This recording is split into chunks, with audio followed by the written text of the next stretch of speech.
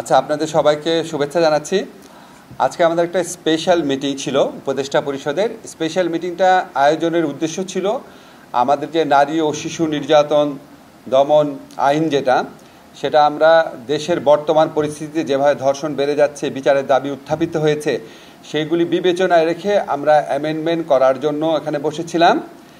সেখানে আমাদের এই আইনটার ব্যাপারে নীতিগতভাবে এটা গ্রহণ করার সিদ্ধান্ত হয়েছে। আমি ডিটেইল কিছু বলছি না, আরও কিছু ব্যাপারে সিদ্ধান্ত হয়েছে। সিদ্ধান্তগুলো আমাদের মাননীয় পরিবেশ উপদেষ্টা রেজওয়ানা হাসান আপনাদের বলবেন। তারপর আইনের মধ্যে কি পরিবর্তনের নীতিগত সিদ্ধান্ত হচ্ছে সেটা আমি বলবো। কাল পরশু এবং বৃহস্পতিবারে এই অ্যামেন্ডমেন্টটা আমরা চূড়ান্তভাবে অনুমোদন দেবে বলে আশা করছি, উপদেষ্টা মণ্ডলী অনুমোদন দেবেন বলে আশা করছি। আমাদের এই ধর্ষণের বিচারের ক্ষেত্রে বিলম্ব হওয়ার একটা বড় কারণ হচ্ছে পর্যাপ্ত পরিমাণ ডিএনএ ল্যাব না থাকা। এই মুহূর্তে একটি মাত্র আছে। আজকে সিদ্ধান্ত হয়েছে যে আমরা এবং চট্টগ্রামে এবং রাজশাহীতে দ্রুততার সাথে আরও 2টা ল্যাব ডিএনএ ল্যাব স্থাপন করব। আরেকটা সিদ্ধান্ত হয়েছে যে বিশেষ জুডিশিয়াল সার্ভিস কমিশনের মাধ্যমে দ্রুত কিছু সংখ্যক বিচারক নিয়োগ দেওয়ার প্রক্রিয়া শুরু করা হবে, যাতে করে ধর্ষণ সহ অন্যান্য মামলার বিচার প্রক্রিয়া ত্বরান্বিত করা যায়। আবার দ্রব্যমূল্য স্থিতিশীল রয়েছে, এইটা বিবেচনায় নিয়ে দ্রব্যমূল্য যাতে স্থিতিশীল থাকে এটা নিশ্চিত করার জন্য আমরা সিদ্ধান্ত নিয়েছি এবং সবসময় বাজার মনিটর, আমদানি, সরবরাহ এই সকল বিষয়ে খেয়াল রাখার জন্য দায়িত্বপ্রাপ্ত উপদেষ্টাদেরকে মাননীয় প্রধান উপদেষ্টা মহোদয় প্রয়োজনীয় নির্দেশনা দিয়েছেন। আমরা আরও লক্ষ্য করছি যে মাজার ভাঙার নামে একটা নৈরাজ্য চলছে। এতদিন সরকার মাজার ভাঙার বিরুদ্ধে রিঅ্যাক্টিভ অবস্থানে ছিল, গ্রেফতার হয়েছে, দোষী ব্যক্তিদেরকে আইনের মুখোমুখি করা হচ্ছে, কিন্তু এখন সরকার সকলের উদ্দেশ্যে সতর্ক করে দিয়ে বলতে চায় যে এই মাজার ভাঙার ব্যাপার সরকার আর কোনোভাবেই গ্রহণ করবে না এবং সকলকে এই ধরনের কর্মকাণ্ড থেকে বিরত থাকতে অনুরোধ করা হচ্ছে, নতুবা তাদের বিরুদ্ধে কঠোর থেকে কঠোরতম আইনি ব্যবস্থা গ্রহণ করা হবে।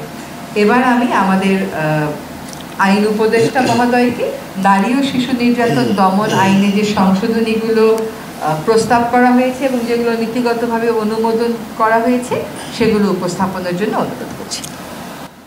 আচ্ছা, এই আইনে আপনাদেরকে অলরেডি আমি 2টা সাংবাদিক সম্মেলনে বলেছিলাম, বিচারের এবং তদন্তের সময় কমিয়ে দেওয়া হচ্ছে। এর বাইরে যে গুরুত্বপূর্ণ যেই ব্যাপারে নীতিগত সম্মতি উপদেষ্টা পরিষদ জ্ঞাপন করেছে সেটা আপনাদের জানাচ্ছি।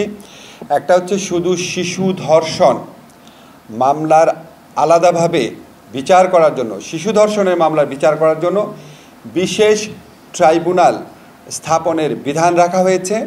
এটা সবাই নীতিগতভাবে সম্মত হয়েছে।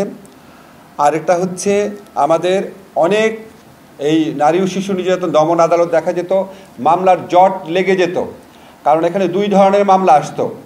একটা হচ্ছে সম্মতি সহ যে সমস্ত ধর্ষণের ঘটনা ঘটতো, যে বিয়ের প্রলোভন দেখিয়ে, এই সমস্ত মামলার অনেক আধিক্য ছিল, এই মামলাগুলাই বেশি ছিল। আর সম্মতি ব্যতিরেকে যেই ধর্ষণের ঘটনা সেই মামলাগুলোর বিচার এই জন্য আটকে থাকতো।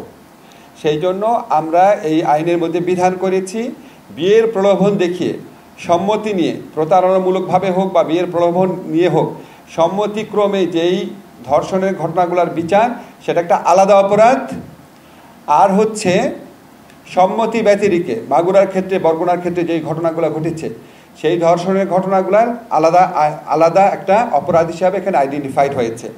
এবং দ্বিতীয় শ্রেণীর যে অপরাধ বললাম সম্মতি ব্যতিরেকে যে ধর্ষণ, সেটার ক্ষেত্রে বিচার এবং তদন্তের সময় কমানো হয়েছে। আমরা এটার উপর সর্বোচ্চ গুরুত্ব দিচ্ছি। এছাড়া আমরা ধর্ষণের মামলার ক্ষেত্রে কিছু ডেফিনেশন এনেছি।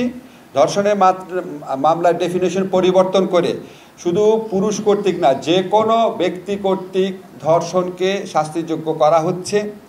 এছাড়া ধর্ষণের সংজ্ঞাটাকে ওয়াইড করা হয়েছে, বলাৎকারকে এর মধ্যে ইনক্লুড করা হয়েছে।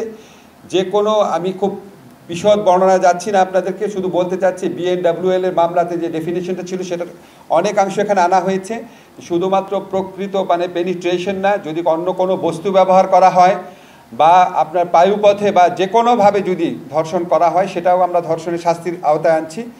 এটা আপনারা মানে যে কোনো ফর্মে যদি ধর্ষণ হয় এটা আমরা ওয়াইড করে দিচ্ছি। আর থার্ড যে অত্যন্ত গুরুত্বপূর্ণ পরিবর্তন আনা হচ্ছে সেটা হচ্ছে ডিএনএ রিপোর্ট পাওয়ার অপেক্ষায় অনেক মামলা বছরের পর বছর ঝুলে থাকতো। তো আমরা এই আইনে বিধান করেছি ডিএনএর রিপোর্ট ছাড়াই আদালত যদি মনে করে মেডিকেল সার্টিফিকেট এবং পারিপার্শ্বিক সাক্ষ্যের ভিত্তিতে বিচার সম্ভব, তাহলে আদালত ডিএনএ সার্টিফিকেট ছাড়াই মামলা দ্রুত বিচার করার জন্য মেডিকেল সার্টিফিকেট এবং পারিপার্শ্বিক সাক্ষ্যের ভিত্তিতে বিচার করবে। এছাড়া আমরা ভিকটিমদের প্রোটেকশনের জন্য বিভিন্ন ধরনের ব্যবস্থা করেছি, ওনাদেরকে ক্ষতিপূরণ দান করার ব্যবস্থা করেছি এবং ধর্ষণকালে বা ধর্ষণের উদ্দেশ্যে ধর্ষণ করতে যদি ব্যর্থ হয় ধর্ষণকালে বা ধর্ষণ করার উদ্দেশ্যে যদি কোনো রকম জখম করা হয়, গুরুতর জখম বা সাধারণ জখম, সেটাকেও আমরা কঠোর শাস্তির ব্যবস্থা করেছি। আপনারা বৃহস্পতিবার দিন এটা চূড়ান্ত অনুমোদন হয়ে যাবে আমরা আশা করছি। এরপর আপনারা খুব দ্রুত গেজেট নোটিফিকেশন হয়ে যাবে, এটা আপনারা খুব দ্রুত আপনারা কপি পেয়ে যাবেন।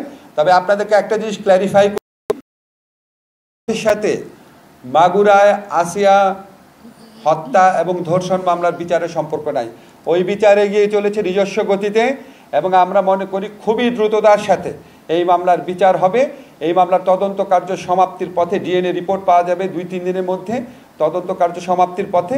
আমরা আশা করছি আগামী কয়েকদিনের মধ্যেই এই মামলার বিচার শুরু হয়ে যাবে এবং খুব দ্রুত নিষ্পত্তি হয়ে যাবে, যেহেতু অকাট্য অনেক প্রমাণ রয়েছে। আপনাদের যদি অন্য কোনো বিষয়ে প্রশ্ন থাকে জাস্ট 2-3টা প্রশ্ন করবেন, রোজা আছে, আমাদের যে কেউ বলবেন আমরা উত্তর দেওয়ার চেষ্টা করব। বাংলাদেশের শিশু আইনে শিশুর যে সংজ্ঞা সেটাই শিশুর সংজ্ঞা 16 বছর।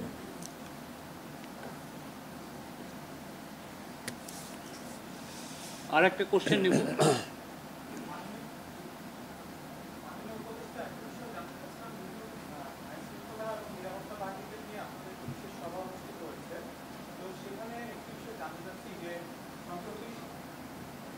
সম্প্রতি আমরা দেখতে পাচ্ছি যে সোশ্যাল মিডিয়াগুলোতে দেশের ভেতর এবং দেশের বাইরে থেকে বিভিন্ন ধরনের হামলা এবং উস্কানি দেওয়া হচ্ছে, তো সেই বিষয়গুলো নিয়ে আপনারা কোনোভাবে আলোচনা করেছেন কিনা? আমরা পার্টিকুলারলি এটা নিয়ে আজকে আলোচনা করি না, কিন্তু আপনি দেখেছেন এই সমস্ত ঘটনার ক্ষেত্রে আমাদের আইন শৃঙ্খলা বাহিনীর পক্ষ থেকে পদক্ষেপ নেওয়া হয়। আমাদের সবসময় কিন্তু পদক্ষেপ নেওয়া হয়, যখন এই ধরনের ঘটনা ঘটে আমরা পদক্ষেপ নেই এবং 2-একটা ক্ষেত্রে ব্যর্থতার ঘটনা থাকলে অধিকাংশ ক্ষেত্রে আমরা এই ঘটনাগুলো এড়াতে সক্ষম হয়েছি। আজকে সার্বিকভাবে শৃঙ্খলা পরিস্থিতি রক্ষার বিষয় নিয়ে আলোচনা করা হয়েছে। এখানে আমাদের প্রধান উপদেষ্টা বক্তব্য দিয়েছেন, আমাদের পরিবেশ উপদেষ্টা রেজওয়ানা হাসান বক্তব্য দিয়েছেন, আমরা বক্তব্য দিয়েছি।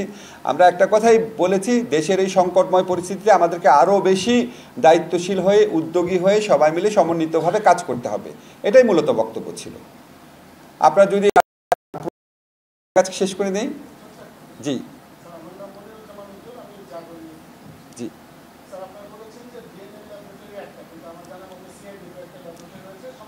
জি জি আমি আপনাকে ক্ল্যারিফাই করছি, ডিএনএ ল্যাব 3টা আছে, কিন্তু পরিপূর্ণ 100% ডিএনএ ল্যাব, কিছুটা আছে ডিএনএ স্ক্রিনিং করে শুধু, আর সম্পূর্ণ ফুল ফ্লেজেড ডিএনএ যে ল্যাব যেটা বলে সেটা শুধুমাত্র সিআইডিতে আছে। বাকি যেটা আছে ওটা এদের শুধুমাত্র ডিএনএ স্ক্রিনিং, যেমন মেডিকেলেরটা ঢাকা।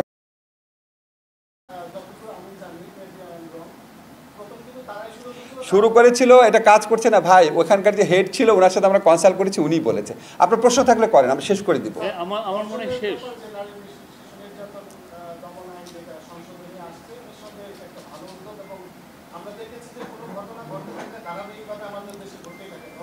প্রশ্ন করেন।